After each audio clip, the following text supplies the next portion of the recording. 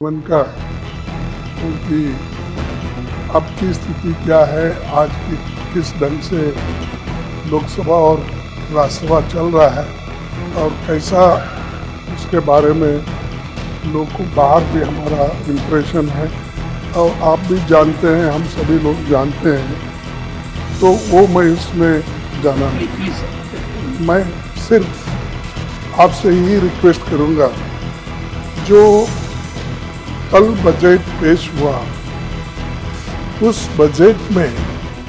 नमस्कार, मैं हूं परवीन शेख और आप देख रहे हैं कैपिटल टीवी की स्पेशल स्टोरी। तो सुना आपने कैसे कांग्रेस के अध्यक्ष और सबसे सीनियर नेता मल्लिकार्जुन खड़गे ने संसद के उच्च सदन यानी राज्यसभा में एक बार फिर अपनी मर्यादा को लांघा है। वो अक्सर मोदी का विरोध करते करते ऐसी गलती कर जाते हैं जिसके लिए उन्हें माफ करना मुश्किल हो जाता है, लेकिन सबसे बुजुर्ग नेता होने के नाते खड़गे पर एक्शन नहीं होता है और उन्हें हर बार माफ कर दिया जाता है। 24 जुलाई को भी खड़गे ने वित्त मंत्री निर्मला सीतारमण का भरी सदन में अपमान किया। अपनी बेटी की उम्र की निर्मला सीतारमण को माताजी कहा। हद तो तब हो गई जब सभापति जगदीप धनखड़ ने उन्हें कहा कि वो माताजी नहीं है, बल्कि आपसे उम्र में काफी छोटी हैं, आपकी बेटी के बराबर हैं। लेकिन उसके बावजूद खड़गे बोलते गए, रुके नहीं। उन्होंने एक बार भी अपनी गलती के लिए माफी नहीं मांगी। उन्हें एहसास भी नहीं हुआ उन्होंने क्या कहा है, बल्कि उनके पीछे बैठे विपक्ष के तमाम सांसद हंसते नजर आए। कांग्रेस के सांसदों ने राज्यसभा में जमकर निर्मला सीतारमण का मजाक बनाया। जब खड़गे वित्त मंत्री की बेइज्जती कर रहे थे तो विपक्षी सांसद जोर जोर से हंस रहे थे। खासतौर से जयराम रमेश और दिग्विजय सिंह तो मुंह छिपाकर हंस रहे थे। उनके पीछे बैठे कांग्रेस के दूसरे सांसद भी हंसते नजर आए। स्टोरी में आगे बढ़ने से पहले एक बार फिर आपको राज्यसभा में विपक्ष के नेता की इस घिनौनी करतूत को दिखाते हैं। तो कुछ नहीं मिला तो इसका तो हम कंडम करेंगे, प्रोटेस्ट करेंगे और सारे इंडिया पार्टी अलायंस, सारे कन्याकुमारी से लेकर कश्मीर तक। नहीं, मैं बोल देता हूँ, उन्होंने तो बोलने में माताजी बोलने में तो एक्सपर्ट है, मुझे मालूम है। तो उसी तो माताजी नहीं, आपकी बेटी के बराबर हैं। मैं अपनी तो आपकी बेटी के बराबर हैं। तो खड़गे संसद में कर गए घिनौना कांड, कांग्रेस अध्यक्ष की शर्मनाक करतूत पर होगा एक्शन। वैसे ये कोई पहला मौका नहीं है जब खड़गे ने हदें पार की हों। वो पहले भी राज्यसभा के सभापति जगदीप धनखड़ का इसी तरह अपमान कर चुके हैं। खड़गे कई बार सदन में बेहुदा बयान दे चुके हैं। सबसे सीनियर नेता होने की वजह से हर बार उन्हें माफ कर दिया जाता है, लेकिन इस बार तो उन्होंने एक महिला नेता के साथ बदसलूकी की है। अब देखना होगा कि खड़गे पर क्या एक्शन होता है। दरअसल वित्त मंत्री निर्मला सीतारमण ने एक दिन पहले ही बजट पेश किया था। इस बजट का विरोध करते हुए सड़क से संसद तक विपक्ष हल्ला काट रहा है। विपक्षी गठबंधन इंडी के सदस्यों ने संसद की कार्रवाई शुरू होने से पहले ही विरोध प्रदर्शन शुरू कर दिया। संसद की कार्रवाई शुरू होने पर विपक्षी सदस्यों ने दोनों सदनों में जोरदार हंगामा किया। राज्यसभा में विपक्ष के नेता मल्लिकार्जुन खड़गे ने उच्च सदन में बजट की आलोचना करते हुए कहा कि 2 की थाली में पकोड़ा और बाकी की थाली खाली है। तो ऐसा बजट मैं कभी नहीं देखा और ये सिर्फ किसी को खुश करने के लिए, खुर्ची बचाने के लिए वो ये सब हुआ है। इसका हम कंडम करते हैं और इस ढंग से बजट पेश अगर हो गया, मैं समझता हूँ कर्नाटक से आए हैं। नहीं, कर्नाटक से आए हैं सर।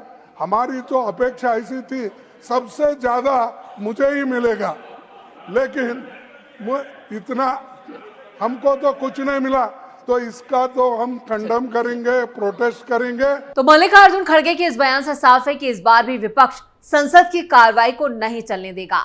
खड़गे ने बजट को लेकर कहा कि आज जिस तरह से हमारी लोकसभा और राज्यसभा चल रही है, आप भी जानते हैं, मैं उस बहस में नहीं जाना चाहता। उन्होंने कहा कि कल जो बजट पेश हुआ, 2 राज्यों को छोड़कर किसी को कुछ नहीं मिला। राज्यसभा में विपक्ष के नेता ने उड़ीसा से लेकर दिल्ली तक के नाम गिनाए और कहा, हमको तो उम्मीद थी कि सबसे ज्यादा हमें ही मिलेगा, हमको तो कुछ नहीं मिला। हम इंडी ब्लॉक के सांसद इसकी निंदा करते हैं और ये किसी को खुश करने के लिए नहीं है। विपक्ष के आरोप पर क्या बोली वित्त मंत्री? वित्त मंत्री निर्मला सीतारमण ने राज्यसभा में विपक्ष के भेदभावपूर्ण बजट के आरोप पर कहा, हर बजट में आपको इस देश के हर राज्य का नाम लेने का मौका नहीं मिलता। कैबिनेट ने महाराष्ट्र के वडावन में बंदरगाह बनाने का फैसला किया था, लेकिन कल बजट में महाराष्ट्र का नाम नहीं लिया गया। उन्होंने सवाल किया कि क्या इसका मतलब यह है कि महाराष्ट्र उपेक्षित महसूस करे। वित्त मंत्री ने कहा कि अगर भाषण में किसी विशेष राज्य का नाम नहीं लिया गया है तो क्या इसका मतलब यह है कि भारत सरकार के कार्यक्रम बाकी राज्यों में नहीं जाते हैं। उन्होंने कहा कि कांग्रेस की अगुवाई में विपक्ष की तरफ से ये लोगों में इस तरह का इंप्रेशन बनाने की कोशिश है कि हमारे राज्य को कुछ नहीं मिला है। यह अपमानजनक आरोप है। सीतारमण के बयान के बाद विपक्ष ने वॉकआउट कर दिया। देखिए इन तस्वीरों में कैसे विपक्ष ने संसद के सदन में यानी कि यहाँ पर जमकर बवाल काटा। Sir, it's a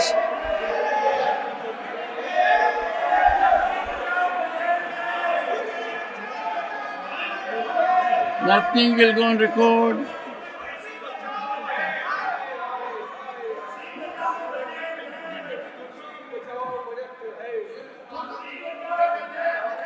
तो बजट के विरोध में विपक्ष ने संसद में जमकर बवाल मचाए रखा और यही नहीं, दोनों सदनों लोकसभा और राज्यसभा के अंदर भी विपक्ष भारी हंगामा नारेबाजी पूरे दिन करता रहा।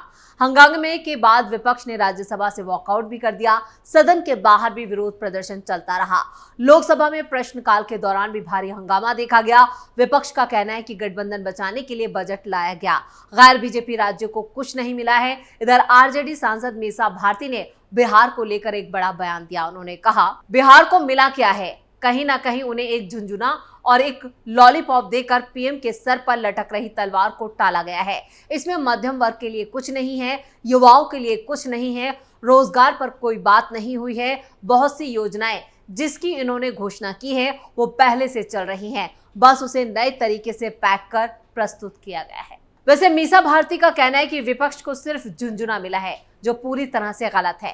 वित्त मंत्री निर्मला सीतारमण बिहार पर सौगातों की जो बरसात की गई है शायद उसे भूल गई हैं। बिहार में 3 एक्सप्रेस वे बनाने का ऐलान किया गया है। इसके लिए 26,000 करोड़ रुपए आवंटित किए गए हैं। बजट में कहा गया है कि दरभंगा, नालंदा सहित दूसरे जिलों को केंद्र सरकार के इस कदम से बड़े स्तर पर फायदा पहुंचेगा। मौजूदा वक्त में बड़ी संख्या में बिहार के युवाओं को रोजगार के लिए शहरों की तरफ रुख करना पड़ता है। अगर इन एक्सप्रेसवे का निर्माण बिहार में हो जाता है तो इस बात में कोई दो राय नहीं है कि इससे बिहार वासियों के लिए बड़ी राहत मिलेगी और ये बड़ी सौगात साबित होगी। वित्त मंत्री ने पटना से पूर्णिया, बक्सर से भागलपुर और वैशाली से दरभंगा के बीच एक्सप्रेसवे बनाने का ऐलान किया है। बक्सर में गंगा नदी पर 2 लेन का पुल बनाया जाएगा। वित्त मंत्री ने कहा है कि बिहार में बाढ़ पर काबू पाने के लिए हमारी सरकार ने नेपाल सरकार के साथ मिलकर काम करेगी और राज्य में बाढ़ पर नियंत्रण करने के लिए केंद्र सरकार की तरफ से 11,500 करोड़ रुपए का भी प्रावधान किया गया है। यानी आरजेडी नेता बजट को लेकर जो भी आरोप लगा रही हैं वो पूरी तरह से तथ्यों और सच्चाई से परे हैं। इधर बजट के विरोध प्रदर्शन के बीच लोकसभा की जो कार्रवाई थी वो 24 जुलाई को जैसे ही शुरू हुई वैसे ही विपक्ष ने हंगामा करना शुरू कर दिया था। स्पीकर ओम बिरला को सदन के अंदर हो रहे शोर शराबे को रोकने के लिए कहना पड़ा, लेकिन विपक्ष सुनने को तैयार नहीं था। हंगामा इतना था कि प्रश्नकाल के दौरान सांसद ठीक से अपनी बात भी नहीं रख पा रहे थे। इससे अंदाजा लगाया जा सकता है कि किस कदर विपक्ष एक खास प्लान के तहत संसद के दोनों सदनों में हंगामा काट रहा है। बजट पर पक्ष विपक्ष में बड़ा टकराव। वित्त मंत्री निर्मला सीतारमण ने बजट पेश कर दिया है। ये उनका लगातार 7वां बजट था।